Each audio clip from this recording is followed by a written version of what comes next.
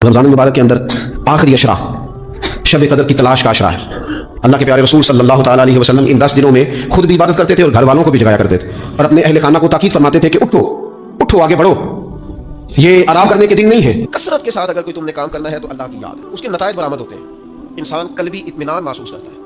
दानिश्वर कहते हैं कि बहुत ज्यादा बातें करने वाला आदमी, बहुत ज्यादा बातें करने वाला खुद भूल जाता है कि भला मैंने पहले इस शख्स से क्या कहा। बहुत ज्यादा बातें करने वाले आदमी का हाफजा कमजोर पड़ने लगता है। बहुत ज्यादा गुफ्तगू करने वाला आदमी आसाबी तौर पर थक जाता है, थकावट उसे होने लगती है। लेकिन अल्लाह का जिक्र और अल्लाह की याद एक ऐसी चीज है, आप मुस्तकिल करके देख लें, जितना करते जाएंगे तबीयत में ताजगी आती जाएगी, उसमें सुरूर आता जाएगा, सुरूर। लेकिन ये कि जिक्र का सिर्फ यही माना नहीं है कि आपने तस्बीह पढ़नी है सुभान अल्लाह सुभान अल्लाह सुभान अल्लाह अल्हम्दुलिल्लाह, सिर्फ इतना ही माना नहीं है। बल्कि सदरुल फाज़िल सैयद नईमुद्दीन साहब मुरादाबादी रहमतुल्लाह तआला अलैह ने जिक्र की 3 किस्में बयान की हैं।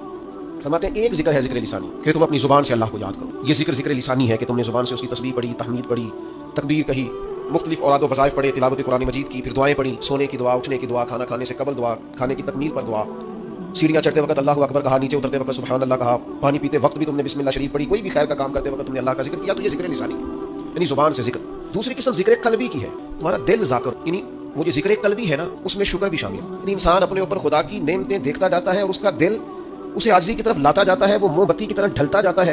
उसका दिल बार बार उसे कहता है नहीं था तो इस काबिल जो रब ने तुझे अता कर दिया।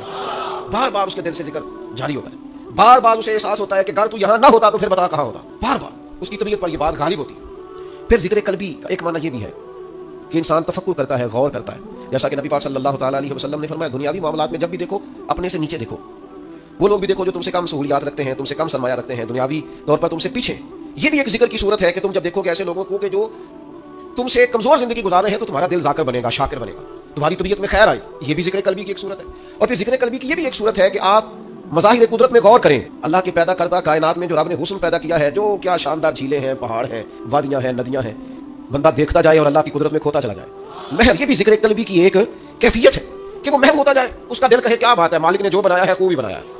महव होता जाए, कुरान मजीद की आयात में गौर करे, उसके नए से नए मफाहीम पर तवज्जो करे, नया से नया जायका उसे नसीब। ये जिक्र कल्बी की कैफियत है। फिर वो मुराकबा करे, वो देखे कि यार कितने मेरे जुर्म ऐसे थे, कितनी मेरी खताएं ऐसी थी जिन पर पकड़ हो सकती थी, लेकिन वो कितना मेहरबान है, उसने दरगुजर भी किया, पर्दा भी रखा, रहमत भी फरमाई। एक गुना मेरा माँ पे वेखे तो देवे देश निकाला, ते लख गुना मेरा मौला वेखे पर्दे पावन वाला। ये भी जिक्र कल्बी की एक कैफियत है, ये भी एक सूरत है उसकी। तो याद रखिएगा और इसको समझ लीजिएगा कि जिक्र एक तो जिक्र लिसानी है, फिर जिक्र कल्बी है कि आपका दिल जाकर हो जाए। और सूफिया कहते हैं कि ये जो जिक्र खफी हम कराते हैं ना, ये थोड़ा सा गर्दन झुका के दिल पर तवज्जो करो, ये धड़क नहीं रहा, ये तो अल्लाह अल्लाह अल्लाह अल्लाह कर रहा है। इस पर गौर तो करो, ये है तुम्हारे पास पर याद किसी और को करता है। ये सीने में तुम्हारे धड़कता है पर नाम किसी और का लेता है। ये दिल जो है ना, ये अगर जाकर हो जाए और ये अल्लाह की याद में लग जाए और एहसास पक्का हो जाए कि दिल धड़क रहा है तो अल्लाह अल्लाह कर रहा है, तो फिर तो लोग सोए भी होते हैं तो उनका दिल अल्लाह की याद में मसरूफ होता है। हज़रत सुल्तान साहब रहमतुल्लाह अलैह फरमाते हैं, जो दम गाफिल सोई दम काफिर, सानू मुर्शदे हो पढ़ाया हो, नफी असबात दा पानी मिलिया ते हर रगे हर। नफी असबात क्या है? ला इला नफी है, अल्लाह के सिवा कोई माबूद, ये नफी है। इल्लल्लाह असबात है कि अल्लाह है, ला इला अल्लाह के सिवा कोई, ये नफी है। इल्लल्लाह असबात है। तो कहते हैं कि नफी असबात दा पानी मिलिया, यानी ला इला इल्लल्लाह की ज़रबे लगाई, ते हर रगे हर जाई हूँ, फिर अंदर बूटी मुश्क मचाया, मेरी जान फुल्ला ते आई हूँ, फुल्ला ते, यानी अब मेरा वजूद इतना हल्का फुल्का हो गया जिक्र करते करते कि फूलों की तरह हो गया। नफी असबात दा पानी मिलिया ते हर रगे हर जाई हूँ, ते अंदर बूटी मुश्क मचाया, जान फुल्ला ते। तो फिर कहते हैं मुझे फिर याद आया कि मैं तो यहाँ आ ही नहीं सकता था, छोड़ कौन गया है? ये जिक्र में मुझे लगाया किसने है? ये मेरी तवज्जो किसने कराई है? कहते हैं जब मैं पूरी तरह फूल बन गया तो फिर मुझे वो मौसम याद आया जिसकी बरकत से मैं यहाँ आया था। फिर बोल के कहने लगे, जीवे मुर्शद कामिल बाहू, जिस ए बूटी लाई है वो जीता रहे, अल्लाह ताला उसको आबाद रखे, इलाही ता अबद आस्ताना यार रहे, आसरा है गरीबों का बरकरार रहे। फिर दुआएं निकलने लग गई, जीवे मुर्शद कामिल बाहू जिस ए बूटी लाई। तो जिक्र कल्बी। फिर तीसरी किस्म है जिक्र बिल जवारे, आज़ा के साथ जिक्र करना, यानी अपने वजूद को इताअत इलाही में लगाना। जो काम अल्लाह की नाफरमानी के हैं वो छोड़ देना, जो फरमाबरदारी के हैं वो करना। ये भी जिक्र की एक किस्म है कि आप अल्लाह यानी जिसके हलाल कमाने पे आप लगे हुए हैं, हराम से बच रहे हैं, तो ये जो आप हलाल और तय्यब कमाने पे लगे हैं, ये भी आप अल्लाह की याद में लगे हुए हैं। उस पर हदीस में दलील भी मौजूद है कि नबी करीम सल्लल्लाहु ताला अलैहि वसल्लम ने फरमाया, जो इंसान जिसके हलाल की तलाश में है वो भी राह खुदा में।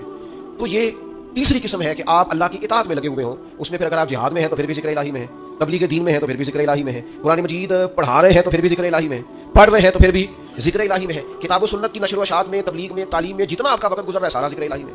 तो ये जिक्र इलाही की 3 अक़साम है, इनमें से कोई भी नसीब हो गई तो अल्लाह की याद नसीब हो गई। बड़े नतीजे हैं जिक्र के, हदीस पाक में बड़े नतीजे हैं। हुजूर ने फरमाया, फरिश्ते ढूंढते फिरते हैं जिक्र की मजलिस से, फरिश्ते ढूंढते फिरते हैं, तलाश करते फिरते हैं। फरिश्ते क्या? کریم فرماتے ہیں ذکر کی مجلس سے ڈھونڈتے ہیں، پھر وہ جہاں مل جاتی ہیں وہاں بیٹھ جاتے ہیں. کون؟ تو بیٹھ جاتے ہیں ذکر کی مجلس میں، پھر وہ لوٹ کے جاتے ہیں. پھر مالک پوچھتا ہے کہاں سے آئے ہو؟ حضور خود فرماتے ہیں، یہ بات بیان کر کے کریم خود فرماتے ہیں اگرچہ اللہ جانتا ہے، اسے پتا ہے کہاں سے آئے. کہاں سے آئے ہو؟ بس کرتے ہیں مالک کچھ لوگ تیری یاد میں بیٹھے تھے، ہم بھی ان کے پاس بیٹھ گئے. چلیں اتنا بڑا میں درویش نہیں ہوں، اتنا بڑا فقیر نہیں ہوں کہ میں دعویٰ کروں، پر چلو ہلکی سی بات کرنے کا تو میں حق رکھتا ہوں. ذکر الہی والے درویش وہ ہوتے ہیں جو فرشتوں کو بھی مست کر دیتے ہیں، مست کر دیتے ہیں. ہاں تر دامنی پہ شیخ ہماری نہ جائیے، دامن نہ چھوڑ دے تو فرشتے وضو کریں.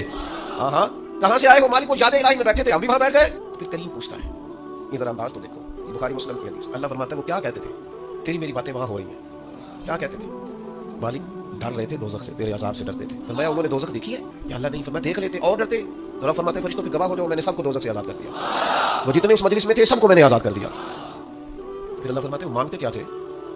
پھر بولے اقبال خود ہی کو کر بلند اتنا. کیا مانگتے تھے؟ کہا تیرے فضل کے سوالی تھے، چاہتے تھے کہ جس جنت کی بشارتیں کتاب و سنت میں ہیں وہ انہیں ملے. تو اللہ فرماتا ہے پھر تم گواہ ہو جاؤ نا، میں نے دے دیا انہیں جنت، ان کی ہو گئی. فرشتے، مجھے ایسے لگتا ہے کہ گویا فرشتوں کو بھی ان سے پیار ہو گیا ہے، وہ ذکر والوں سے پیار ہو گیا ہے. تو فرشتے نے بات اور ایک اور بات کر دی، کہنے لگے مالک کچھ بندے ویسے بھی آئے تھے، ذکر کے لیے نہیں آئے تھے، ان کی کم ساڑے ہوتے کسی نہ کوئی. کچھ ویسے بھی آئے تھے، وہ فی نفس ہی ذکر کے لیے تو نہیں آئے، ویسے ہی آ گئے. تو اللہ کریم فرماتے ہیں گواہ ہو جاؤ، میں نے انہیں بھی جنت عطا کر دی. اور حدیث کے لفظ یہ ہیں کہ اہل ذکر کے پاس بیٹھنے والا بندہ بھی کبھی شقی نہیں رہتا، بدبخت نہیں رہتا، اللہ اسے بھی نیک بخت بنا دیا کرتا. اور ذکر الہی کا جو سب سے بڑا مرتبہ میں سمجھاؤں وہ قرآن مجید کی یہ آیت ہے، فذکرونی اذکرکم. کیا یہ بڑی عبادات اور بھی ہے، پر خدا کو یاد کرنے کا یہ ذائقہ اور جو اجر اس کا اللہ نے بیان کیا ہے. یار میرا تو ذکر کبھی، مجھے خدا کی قسم، میں نے کبھی قسم بڑی کم اٹھا، تو خدا کی قسم کبھی مجھے پتہ چل جائے نا میرے پیر نے کہیں بیٹھ کے میرا ذکر کیا، میں تو صدقے ہو مر جاؤں لوگوں پہ جو مجھے آ کے بتائیں اس نے میرا نام لیا، انہوں نے آج بات کی ہے. اس پتے سے ڈھونڈنا قاصد میرے محبوب کو، کالی زلف دیاکھ مستانی ہے. پتہ تو چلے نا اس نے میرا ذکر کیا. استاد صاحب کہہ رہے تھے اور فرشتوں کی مجلس میں ذکر ہو جائے. اور یار یہ اس کا انداز تو دیکھو قرآن مجید کی آیت کا، انوکھا نرالا. یعنی ذکر پر ثواب بھی ہے، لیکن ذکر الہی پر اجر کا یہ رنگ، اس عبادت پر یہ انداز نوازنے کا، فذکرونی اذکرکم، تم مجھے یاد کرو میں تمہیں یاد کروں گا. یعنی اللہ کی بارگاہ میں ذکر ہوگا، گنہگاروں کا، مجرموں کا، کمزوروں کا، ضعیفوں کا، جن کے نام کی کوئی شہرت نہیں، جنہیں کوئی نہیں جانتا. فرمایا تم مجھے یاد کرو میں تمہیں یاد کروں گا. اور حضور علیہ السلام نے فرمایا تم زمین پر رب کو یاد کرتے ہو، اللہ فرشتوں میں تمہارا ذکر کرتا ہے. اگر تم اسے تنہائی میں یاد کرتے ہو تو کریم بھی تمہیں یاد کرتا ہے، اور اگر تم لوگوں کے بیچ یاد کرتے ہو تو اللہ فرشتوں کے درمیان تمہارا ذکر فرماتا ہے. تم مجھے یاد کرو. اور فاضل بریلوی رحمۃ اللہ علیہ نے جو ترجمہ کیا وہ بڑا انوکھا ہے. فرمایا رب کہتا ہے فذکرونی اذکرکم، تم مجھے یاد کرو میں تمہارا چرچا کروں گا.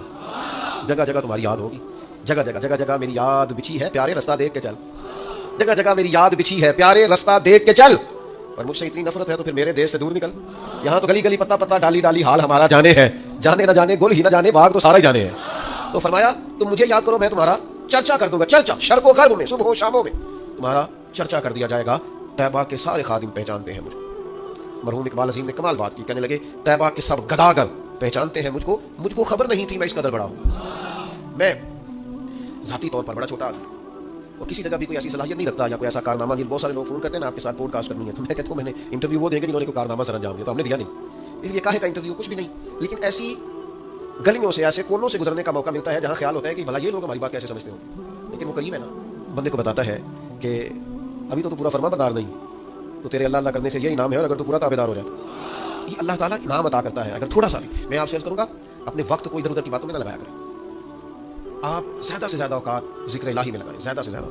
مجھے بڑے دکھ سے یہ بات کرنی پڑتی ہے کہ ڈھیر سارے لوگ ایسے ہیں جنہوں نے اپنی طبیعت کو ذکر کا عادی نہیں کیا، تھوڑا سا بھی ذکر نہیں کر پاتے، باقی ساری کتاب شاپی کرتے رہتے ہیں. تو اپنے آپ کو اس کا عادی بنائیں.